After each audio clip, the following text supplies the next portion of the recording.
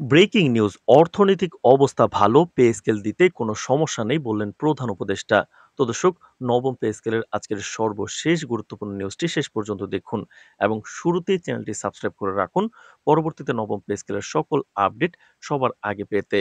তো দর্শক, দেশের সরকারি চাকরিজীবীদের জন্য আজ এক ইতিবাচক ও আশাব্যঞ্জক সংবাদ এসেছে। প্রধান উপদেষ্টা আজ এক জরুরি সংবাদ সম্মেলনে দেশের অর্থনৈতিক অবস্থা ও সরকারি কর্মচারীদের পে স্কেল নিয়ে বিস্তারিত তথ্য প্রদান করেছেন।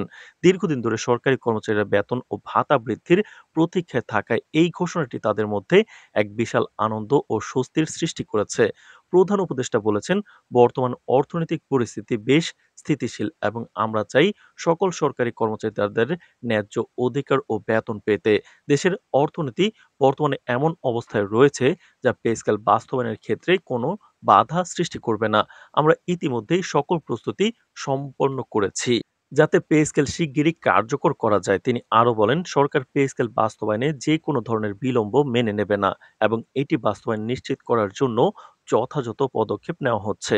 সরকারি কর্মচারীরা শীঘ্রই প্রজ্ঞাপন পাবেন, যা তাদের বেতন ও ভাতার ক্ষেত্রে স্বচ্ছতা এবং স্থায়িত্ব নিশ্চিত করবে।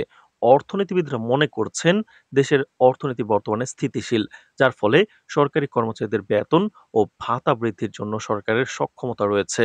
বিশেষজ্ঞরা বলছেন, এই ঘোষণাটি সরকারি চাকরিজীবীদের মধ্যে দীর্ঘদিন ধরে চলা উৎকণ্ঠা দূর করবে এবং তাদের কর্মক্ষমতা ও মনোবল বৃদ্ধিতে সহায়ক হবে।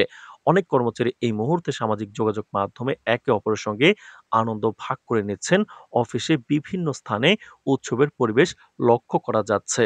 তো দর্শক, ভিডিওটির এই মুহূর্ত পর্যন্ত যারা দেখছেন, চ্যানেলটি সাবস্ক্রাইব করে রাখুন পরবর্তীতে নবম পে স্কেলের সকল আপডেট সবার আগে পেতে। তো দর্শক, সংবাদ সম্মেলনে প্রধান উপদেষ্টা আরো বলেন, সরকার চায় সকল সরকারি কর্মচারী সন্তুষ্টি ও আত্মবিশ্বাসের সঙ্গে তাদের কর্ম সম্পাদন করতে পারেন। যে পে স্কেল বাস্তবায়ন আমাদের অগ্রাধিকার। আমরা নিশ্চিত করব যে সকল প্রয়োজনীয় প্রশাসনিক ও আর্থিক প্রস্তুতি সম্পন্ন করা হয়েছে এবং কোনো প্রকার বিলম্ব হবে না। তিনি উল্লেখ করেছেন, পে স্কেল বাস্তবায়ন কেবল সরকারি কর্মচারীদের জন্য নয়, পুরো প্রশাসনিক ব্যবস্থার কার্যকরতা ও সরকারের নীতি পরিকল্পনার ধারাবাহিকতার জন্য অত্যন্ত গুরুত্বপূর্ণ।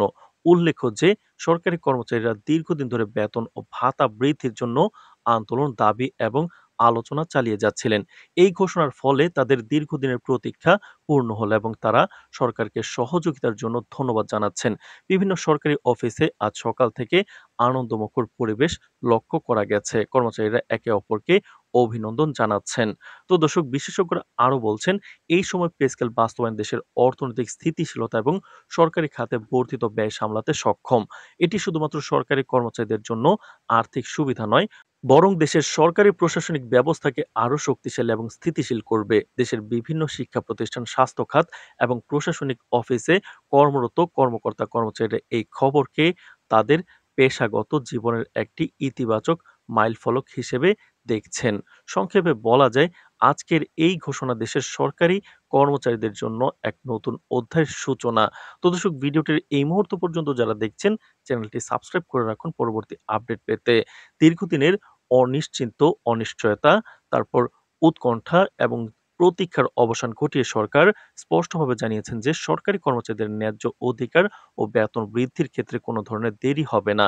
দেশের অর্থনৈতিক সক্ষমতা এবং সরকারের প্রশাসনিক প্রস্তুতি এই বাস্তবায়নকে সহজ ও কার্যকর করতে প্রস্তুত।